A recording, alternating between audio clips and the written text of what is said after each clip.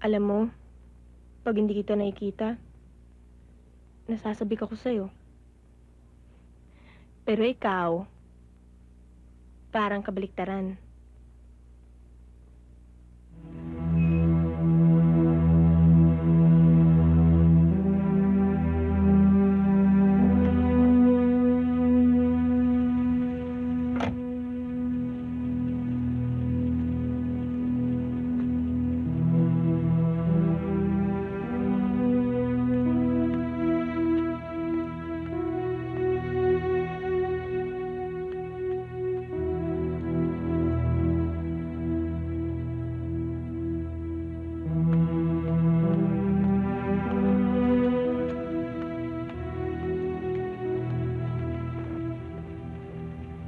Boss, tama yung hinala mo. Nasa loob nga. Kasama yung ahas.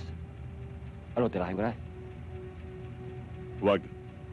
May iba magtutumba dyan. Sige, sakay na. Jack, Basil, baka makalipad ang inakay. Mailapa sa usayon. Kayo rin. Baka hindi na kayo swertihin sa susunod. Planuhin natin ng mabuti yan.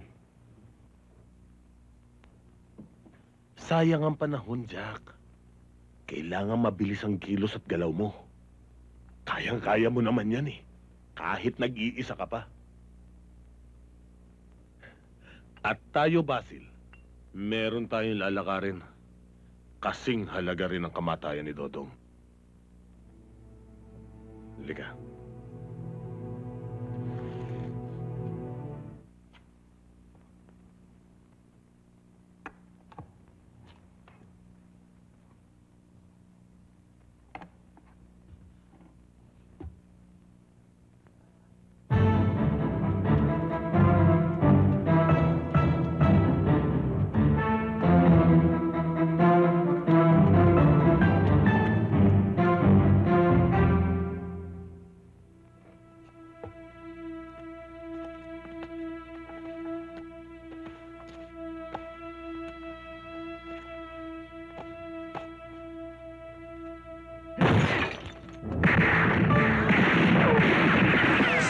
Yan ang pinag-aawayan nyo?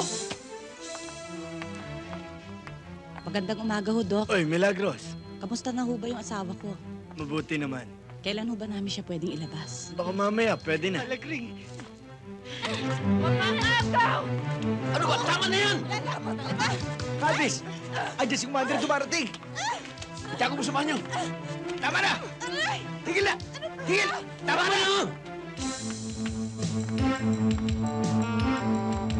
Hindi ba kayo paawat? Pag hindi kayo tumigil, hindi ko isisiputin. Pasok! Pasok!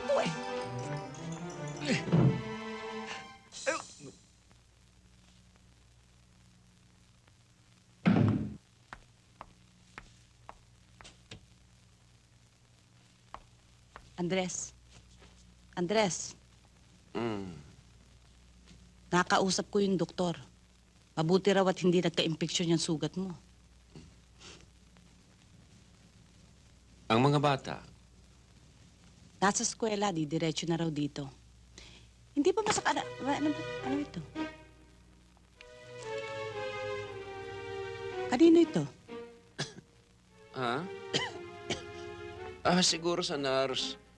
Baka naiwan dyan. Kanina kasi masakit daw ang kalyo niya. Ano yan? Siguro yung tubero. Inaayos yung gripo.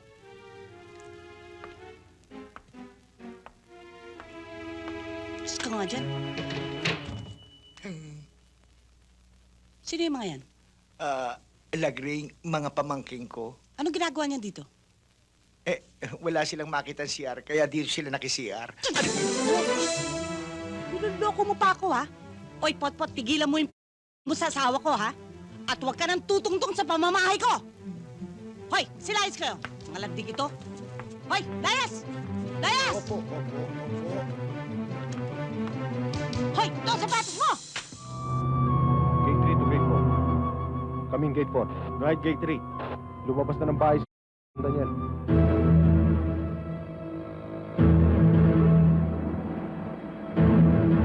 Daniel, idaan mo muna ako sa bangko ko, ha?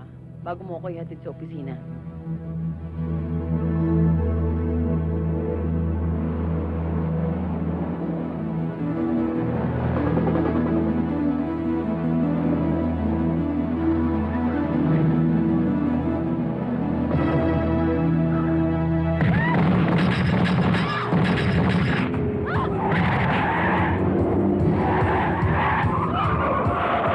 Ano yun?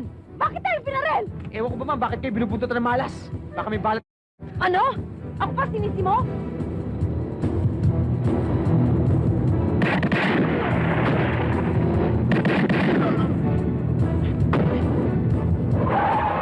Patas ako!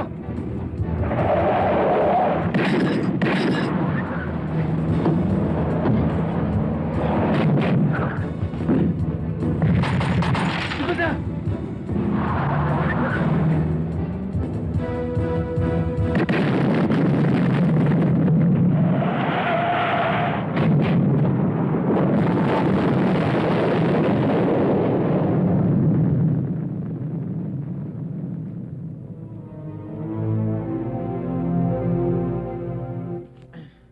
Tara naman, punta na tayo sa bangko. Anong bangko? Pagkatapos mo makipag-gerat lahat, halos patay mo ako sa nervyos. Ngayon pa tayo pupunta ng bangko? Ibalik mo ako sa bahay. Hoy, Rambo, ha? Sabihin mo nga sa akin ng totoo, ha? Bakit gusto nila tayong patayin? Sa bahay lang natin pag-usapan yan, ma'am. Kahit anong negosyo, maliit man o malaki, hindi lahat ng tao ay kakampi mo.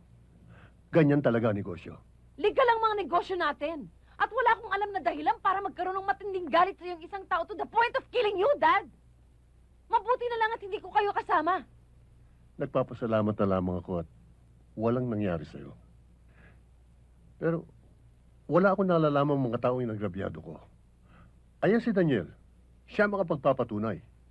Marami na ingit sa atin sa negosyo ko. Sa mga alam kong hindi nila nalalaman.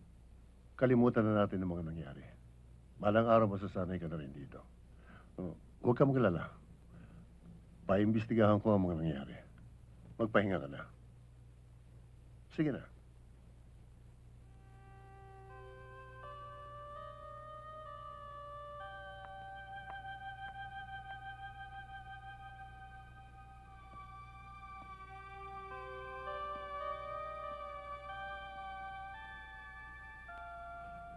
Gulo ang gusto nila, ha?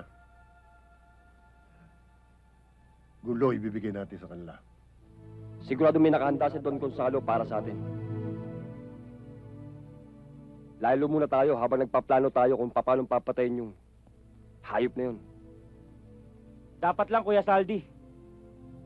Magmula nung mapatay ng Don Gonzalo na yun ang papa natin, isa-isa na nawawala mga kliyente natin. Pati negosyo natin bumabagsak na.